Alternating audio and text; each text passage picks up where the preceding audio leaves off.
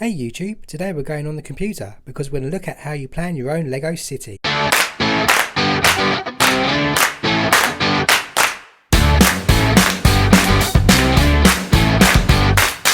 Hey guys, and welcome to Brick Talk TV. Terry here, and today we are walking through how I planned my own Lego city. So when I started my city, I knew which room I could use in my house. I researched the tables best to use, and do please see a previous video I've done on tables. I'll put a link in the description, I'll put a card here for those that are interested. So once I found the tables and knew their sizes, I need to go about how to plan the space I had available and the layout I would use. So here are the 5 steps I went through in order to build my city. So first off, I measured the room out and the space that I had available. So I work out the surface area based on that and the size of the tables that I had in order to work out the configuration of the tables that will fit into the space. I considered leaving some room to access various parts of the city. So as my room is quite narrow, I left the middle open to access it. Even though it means I have to crawl underneath the tables, but at least I have access to position figures and buildings. Step 2. Once I nailed the table configuration, I actually converted the table surface area into 32 by 32 base plates in order to give me a grid system to work with. 32 by 32 base plates are roughly 25.5 centimetres or 10 inch square. So a table surface of 100 inches by 100 inches or 254 centimetres by 254 centimetres roughly means I'd have 10 by 10 base plate grid to play with. If your surface area doesn't play into the 32 by 32 base plates, remember there are other sizes that can be used in order to match the surface area that you've got for your layout. And you can fill these in with smaller parks or houses or other sort of smaller builds with trees and some nice areas in your city. So kind of roughly round it down to the closest base plate that you've got available. Step 3. Once I worked out my base plate conversion and I got my grid system, I drew it out in Excel.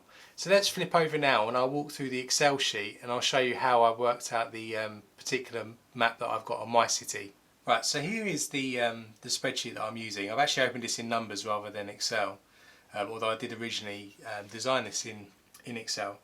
So what I found was once I had my 32 by 32 grid worked out in terms of having a number of base plates at 32 by 32 studs, I then realised that actually there's probably not the smallest area that I want to work out. So actually I ended up working out the number of 16 by 32 plates instead. The reason I did that was because I have a train track that runs round the edge of my city. And so a train track roughly sits on a 16 stud width base plate, and I thought I'd probably keep it to 32 in terms of length, so all my tracks are on 16 by 32 plates, so that kind of makes it easier for me to work out the grid. So I used that as the smallest denomination for my scale. So each cell in Excel was actually scaled on a 16 by 32 plate. So a standard modulo of 32 by 32 plates would actually map to 2 cells, which kind of worked for me.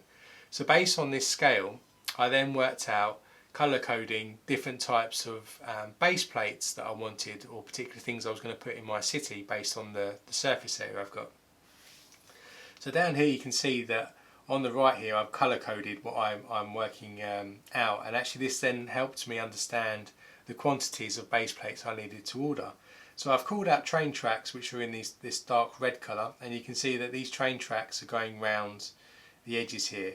So this is telling me that I needed to order this number of 16 by 32 base plates in order to stick my track on top. And then the beauty of that was I could work out that each of these base plates took around 2 track pieces, and so then I could work out how many train tracks I needed to order in terms of getting a full loop around my city. So this is how I did it. I started off with doing the edge of the table with this train track scale here for the base plates, and then as you can see I then worked out, okay, what modulars am I going to stick? So I used green to depict modulars that I was sticking in, and these are all on standard 32 by 32 base plates, and then I started to put labels in. So the labels were just roughly starting my thought around where I would stick some of the existing Lego modulars that I had in certain places. And actually as I started to place them, I ended up ignoring this in some places, and I just readjusted it based on how the appearance looked.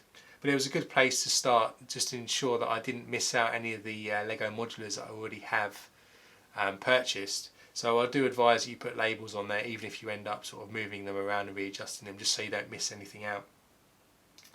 Then on the inside of my city I decided to put the road, so then this allowed me to work out the type of road plates that I needed. So the dark blue are just standard straight road plates, then the lighter blue are the corner elements. So you can see I've got a corner at the top by the town hall here where the road curves round, and then again at the bottom I've got a sort of an S-bend going on in the bottom right hand corner here, so that's depicted there. Then we've got the purple road plates here, which are actually T-junctions, because I've got the road going straight and having a straight turn here as well, so it goes over a level crossing.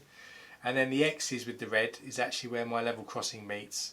So here we have a level crossing that's just on one base plate, and this one is where two join. It's half on each side of the base plate and used to actually connect the plates. Then I also called out some custom modulars that I've built. So I've got my courthouse and theatre here, which again I'll stick some links in the description if you want to look at the review videos I've done of that. Oh, new subscriber, welcome to the YouTube channel. Hit subscribe if you want to be like this person and get a bell notification for joining the channel. And then I've called out my own modulars here. So my own modulars are actually slightly different in size, so I've called them out in a different colour here, and I actually sort of have rejigged it since I did this plan.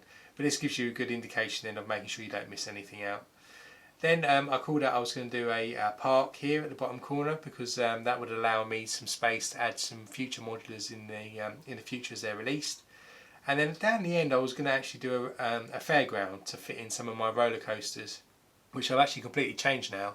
I've decided to do a second setup of different tables in a different room to do my theme park, and actually this is now going to become a beach. And I'll show you how we're going to design that in a separate series of videos. So do hit the subscribe button as well to be notified of the walkthrough of building a beach as well, and that'll be cool.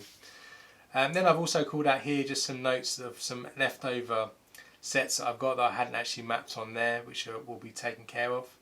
But then this gave me a real good insight into how I was going to lay out my table, and really the extra added bits that I needed to order in terms of base plates for roads, just to connect it all up. And then doing that allowed me to bulk buy some of the base plates, and then I was able to lay it out. So when I actually did do the layout, I started with the outside train tracks, so I made sure all of those base plates were in position and connected. Then I laid all the track required.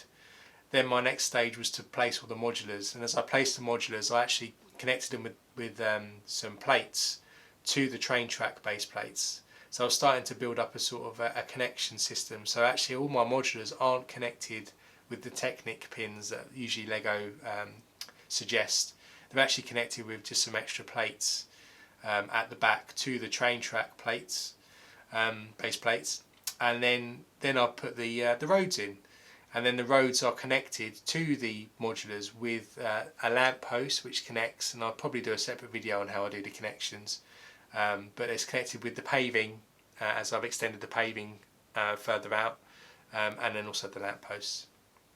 So it's all connected to each other, and so I can unpick the tiles that connect them if I want to move certain modulars out. I can do that quite easily, but when it's in position, because it's got all these connections at the front and the back, it's quite secure and doesn't move. I did then also have some problems with the actual size of mine, where I had, so these yellow ones here are actually road tiles which are required, but that needed to be 16 by 32, and I can't find any road plates that are actually that size, and I really didn't want to customise and cut an existing plate up to match it. I actually ended up building some pedestrian crossings there, and so I did the design. I've also got that design available on Rebrickable as one of my custom builds as well. So I've got some traffic lights there and a crossing which are made up of various tiles to try and give the illusion of a road, as well as some detail around ways that people can cross the road. So check them out if you're interested on how to do that. Maybe if they do a 16 by 32 plate road section in the future, I'll probably swap it out but still keep the pedestrian crossing there. It'll just be nice to keep the road at the same level as the other road plates, because at the moment there's a tile thickness that bumps up. So anyway, that's how I then tackled the layout for my city. And I kind of advise, even if you don't go to the extremes that I have in terms of doing a scale and working it out exactly, at least maybe putting your thoughts down on a piece of paper to work out what will fit in there.